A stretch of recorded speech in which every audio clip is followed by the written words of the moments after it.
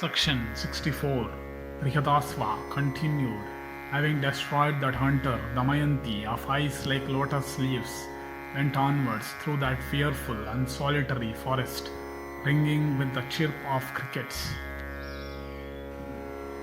And it abounded with lions and leopards, and Rurus and tigers and buffaloes, and bears and deer, and it swarmed with birds of various species, and was infested by thieves and mlechchha tribes, and it contained salas and bamboos, and dhavas, and ashwathas, and tindukas, and ingudas, and kinsukas, and arjunas, and nimbas, and thinisas, and salmalas, and jambus, and mango trees, and lodras, and the katechu, and the cane, and the padmakas, and the amalakas, and the plakshas, and the kadambas, and udumbaras, and vadaris, and vilvas, and banyans, and piyalas, and palms,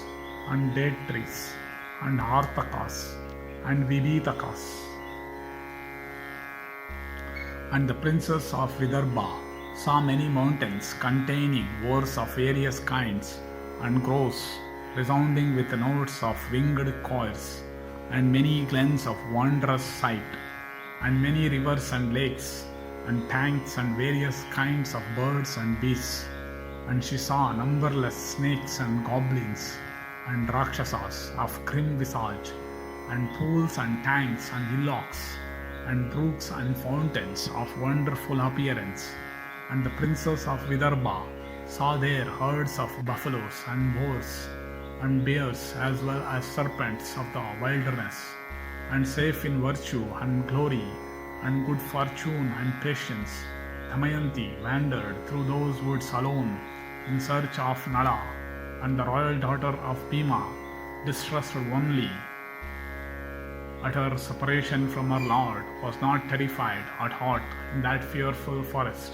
And O king, seating herself down upon a stone, and filled with grief, and every limb of hers trembling with sorrow on account of her husband, she began to lament thus: O king of the Nishadas, O thou of broad chest and mighty arms, whither hast thou gone, O king, leaving me in this lone forest?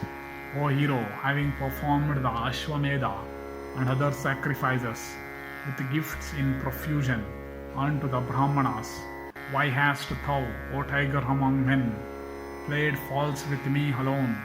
O best of men, O thou of great splendor, it behoveth thee, O auspicious one, to remember what thou didst declare before me, O bull among kings, and O monarch, it behoveth thee also to call to mind what the sky-ranging swans spake in thy presence and in mine, O tiger among men, the four Vedas in all their extent, with the Hangas and the Upangas, well studied on one side, and one single truth on the other, are equal. Therefore, O slayer of foes, it behoveth thee, O lord of men, to make good what thou didst formerly declare before me. Alas, O hero, O warrior, O Nala, O sinless one, being thine I am about to perish in this dreadful forest. O wherefore dost thou not answer me, this terrible lord of the forest, of grim visage, and gaping jaws, and famishing with hunger, filleth me with fright? Doth it not behave thee to deliver me? Thou art wont to say always, save thee, there exists not one dear unto me. O blessed one, O king, do thou now make good thy words so spoken before? And O king, why dost thou not return an answer to thy beloved wife, bewailing and bereft of sense, although thou lovest her, being loved in return, O king of the earth, O respected one, O represser of foes, O thou of large eyes, why dost thou not regard me, emaciated and distressed, and pale, and discolored, and clad in a half piece of cloth, and alone, and weeping, and lamenting like one forlorn, and like unto a solitary doe separated from the herd. O illustrious sovereign, it is I, Damayanti, devoted to thee, who alone in this great forest address thee. Wherefore, then dost thou not reply unto me? O, I do not behold thee today on this mountain, O chief of men, O thou of noble birth and character, with every limb possessed of grace, in this terrible forest, haunted by lions and tigers, O king of the Nishadas, O foremost of men, O enhancer of my sorrows, wishing to know whether thou art lying down or sitting, or standing or gone. Whom shall I ask, distressed and woe-stricken, on thy account, saying, hast thou seen in these woods the royal Nala? Of whom shall I in this forest enquire after the departed Nala, handsome and of high soul, and the destroyer of hostile Hares? From whom shall I today hear the sweet words?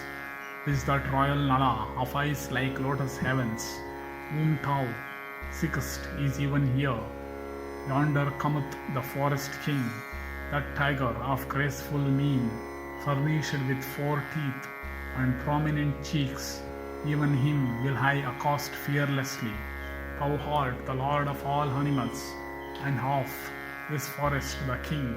Know me for Damayanti, the daughter of the king of the Vidarbhas, and the wife of Nala, destroyer of foes, and the king of the Nishadas, distressed and woe-stricken. I am seeking my husband alone in these woods. Do thou, O King of peace, comfort me with news of Nala, if thou hast seen him, or O Lord of the forest.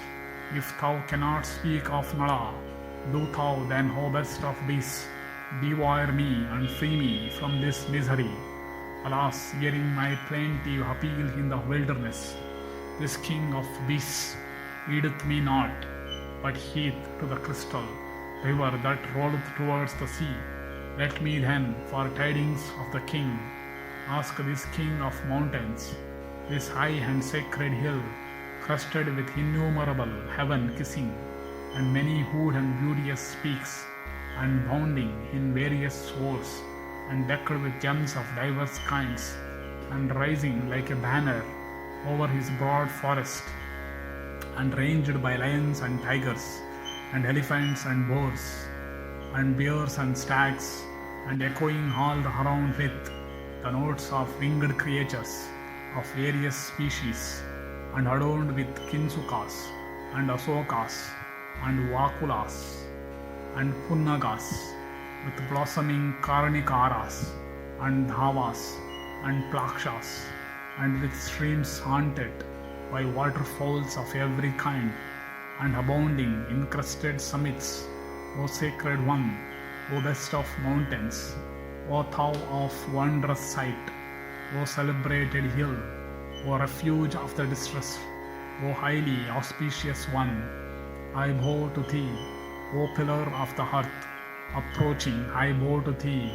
Know me for a king's daughter, and a king's daughter-in-law, and king's consort, Damayanti by name, that lord of earth who ruled the Vidarbhas, that mighty warrior, King Bhima by name, who protecteth the 4 orders, he is my sire. That best of kings celebrated the Rajasuya and Ashwamedha sacrifices, with profuse gifts to the Brahmanas, possessed of beautiful and large eyes, distinguished for devotion to the Vedas, and unblemished character, truth-telling, devoid of guile, gentle, endued with prowess, lord of immense wealth, versed in morality, and pure, he having vanquished all his foes, effectually protecteth the inhabitants of Vidarbha. Know me, O Holy One, for his daughter thus come to thee, that best of men, the celebrated ruler of the Nishadas, known by the name of Veerasena, of high fame, was my father-in-law, the son of that king, heroic and handsome, and possessed of energy, incapable of being baffled, who ruleth well the kingdom which hath descended to him from his father, is named Nala. Know, O mountain, that of that slayer of foes, called also Punyasloka, possessed of the complexion of gold, and devoted to the Brahmanas, and versed in the Vedas, and gifted with eloquence, of that righteous and Soma quaffing, and fire adoring king, who celebrates sacrifices, and is liberal and warlike, and who adequately chastiseth criminals. I am innocent spouse, the chief of his queens, standing before thee, despoiled of prosperity, and deprived of the company of my husband, without a protector, and afflicted with calamity. Whither have I come, O best of mountains, seeking my husband, as to thou, O foremost of mountains, with thy hundreds of peaks towering into the sky, seen King Nala in this frightful forest, as to thou seen my husband, that ruler of the Nishadas, the illustrious Nala, with the tread of a mighty elephant, endued with intelligence, long-armed and of fiery energy, possessed of prowess and patience, and courage and high fame, seeing me bewailing, alone overwhelmed with sorrow. Wherefore, O best of mountains, dost thou not today soothe me with thy voice, as thy own daughter in distress? O hero, O warrior of prowess, O thou versed in every duty, O thou adhering to truth, O Lord of the earth, if thou art in this forest, then, O King, reveal thyself unto me.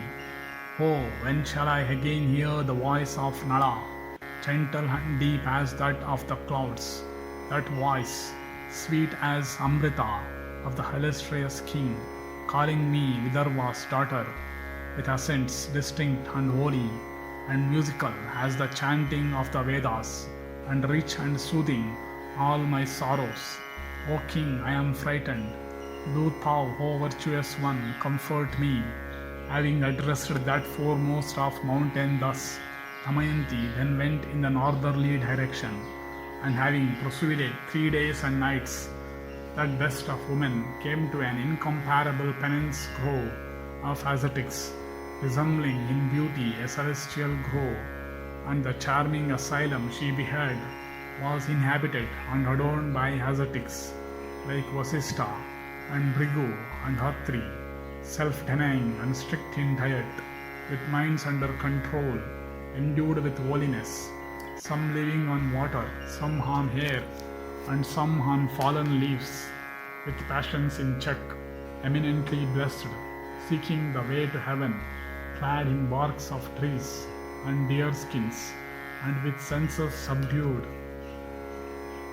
and beholding that hermitage, inhabited by ascetics, and abounding in herds of deer and monkeys, Damayanti was cheered, and that best of women, the innocent and blessed Damayanti, with graceful eyebrows and long tresses, with lovely hips and deep bosom, and face graced with fine teeth, and with fine black and large eyes, in her brightness and glory entered that asylum, and saluting those ascetics, grown old in practicing austerities, she stood in an attitude of humility, and the ascetics living in that forest said, "Welcome." And those men of ascetic wealth, paying her due homage, said, "Sit ye down, and tell us what we may do for thee." That best of women replied unto them, saying, "Ye sinless and eminently blessed ascetics,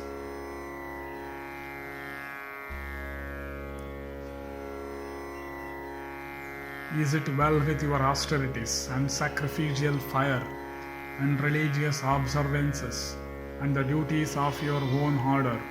And is it well with the beasts and birds of this asylum?" And they answered, "O beauteous and illustrious lady, prosperity attendeth us in every respect.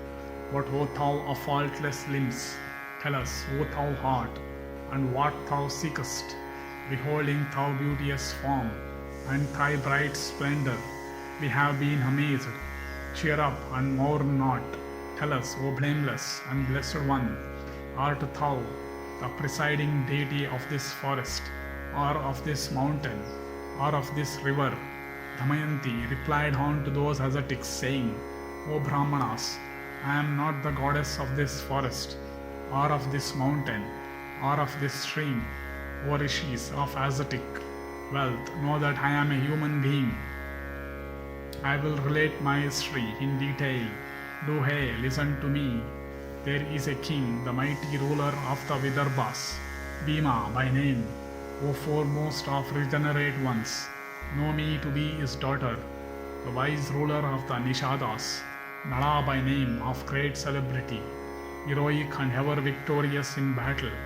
Unlearned is my husband, engaged in the worship of the gods, devoted to the twice-born ones, the guardian of the line of the Nishadas, of mighty energy, possessed of great strength, truthful, conversant with all duties, wise, unwavering in promise, the crusher of foes, devoid, serving the gods, graceful, the conqueror of hostile towns, that foremost of kings, Nala by name, equal in splendor unto the Lord of celestials, the slayer of foes, possessed of large eyes, and a face resembling the full moon, is my husband, the celebrator of great sacrifices, versed in the Vedas and their branches, the destroyer of enemies in battle, and like unto the sun and the moon in splendor is he, that king devoted to truth and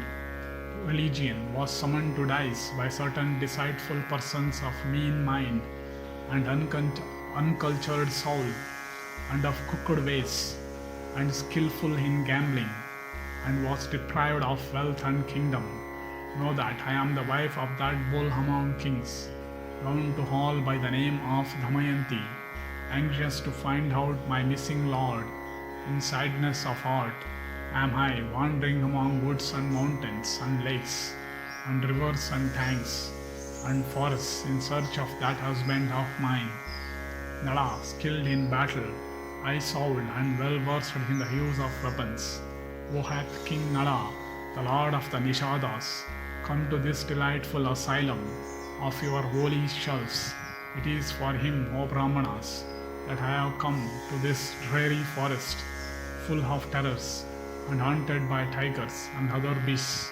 If I do not see King Nala within a few days and nights, I shall seek my good by renouncing this body. Of what use is my life without that bull among men? How shall I live afflicted with grief on account of my husband? Unto Bhima's daughter Damayanti, thus lamenting, forlorn in that forest, the truth-telling ascetics replied, saying, O blessed and beauteous one, we see by ascetic power that the future will bring happiness to thee, and that thou wilt soon behold Naishada, O daughter of Bhima. Thou wilt behold Nala, the lord of the Nishadas, the slayer of foes, and the foremost of the virtuous, freed from distress.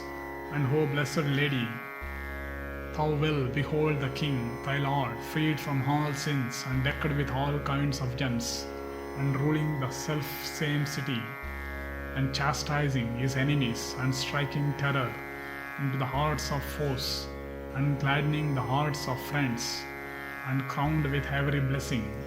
Having spoken unto that princess, behold, the beloved queen of Nala, the ascetics with their sacred fires and asylum vanished from sight, and beholding that mighty wonder, the daughter-in-law of King Virasena, Damayanti of faultless limbs, was struck with amazement, and she asked herself, was it a dream that I saw? What an occurrence hath taken place? Where all those ascetics, and where is that asylum? Where further is that delightful river of sacred waters, the resort of diverse kinds of fowls? And where again are those charming trees, decked with fruits and flowers? And after thinking so far some time, Bhima's daughter Damayanti, of sweet smiles, melancholy and afflicted with grief on account of her lord, lost the color of her face again, and going to another part of the wood, she saw an Ashoka tree, and approaching that first of trees in the forest, so charming with blossoms and its load of foliage, and resounding with the notes of birds, Damayanti, with tears in her eyes and accents choked in grief, began to lament, saying, "O this graceful tree in the heart of the forest, decked in flowers, looketh beautiful, like a charming king of hills. O beauteous Ashoka, do thou speedily free me from grief.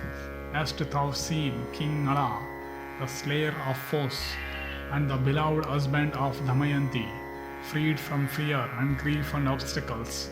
Hast thou seen my beloved husband, the ruler of the Nishadas, clad in half a piece of cloth, with delicate skin, that hero afflicted with woe, and who hath come into this wilderness? O Ashoka tree, do thou free me from grief. O Ashoka, vindicate thy name, for Ashoka meaneth destroyer of grief." And going round that tree thrice, with an afflicted heart, that best of women, Bhima's daughter, entered a more terrible part of the forest, and wandering in quest of her lord, Bhima's daughter beheld many trees, and streams, and delightful mountains, and many beasts and birds, and caves, and precipices, and many rivers of wonderful appearance. And as she proceeded, she came upon a broad way, where she saw with wonder a body of merchants, with their horses and elephants, landing on the banks of a river, full of clear and cool water, and lovely and charming to behold, and broad and covered with bushes of canes, and echoing with the cries of cranes, and ospreys, and chakravakas, and abounding in tortoises, and alligators and fishes, and studded with innumerable islets. And as soon as she saw that caravan, that beauteous and celebrated wife of Nala, wild like a maniac, oppressed with grief, clad in half a garment, lean and pale and smutted, and with hair covered with dust, drew near and entered into its midst. And beholding her, some fled in fear, and some became extremely anxious, and some cried aloud, and some laughed at her, and some hated her, and some Mahabharata felt pity for, and even addressed her, saying, "O blessed one, who art thou, and what seekest thou in the woods? Seeing thee here, we have been terrified. Art thou human? Tell us truly, or of the points of the heaven, we seek thy protection. Art thou a female yaksha, or a female rakshasa, or a celestial damsel, O thou of faultless features? Do thou bless us wholly and protect us. And O blessed one, do thou so act that his caravan may soon be goeth ends in prosperity, and that the welfare of all of us may be secured." Thus addressed by that caravan, the princess Damayanti, devoted to her husband, and oppressed by the calamity that had befallen her, answered, saying, "O leader of the caravan, hey merchants, hey youths, old men and children, and hey that compose this caravan, know me for a human being. I am the daughter of a king, and the daughter-in-law of a king, and the consort also of a king, eager for the sight of my lord. The ruler of the Vidarbhas is my father, and my husband is the lord of the Nishadas, named Nala. Even now I am seeking that unvanquished and blessed one. If ye have chanced to see my beloved one, King Nala, that tiger among men, that destroyer of hostile hosts, O tell me, quick." Thereupon the leader of that great caravan, named Suchi, replied unto Damayanti of faultless limbs, saying, "O blessed one, listen to my words. O thou of sweet smiles, I am a merchant, and the leader of this caravan. O illustrious lady, I have not seen any man of the name of Nala in this extensive forest, uninhabited by men. There are only elephants and leopards and buffaloes, and tigers, and bears, and other animals. Except thee, I have not met with any man or woman here. So help us now.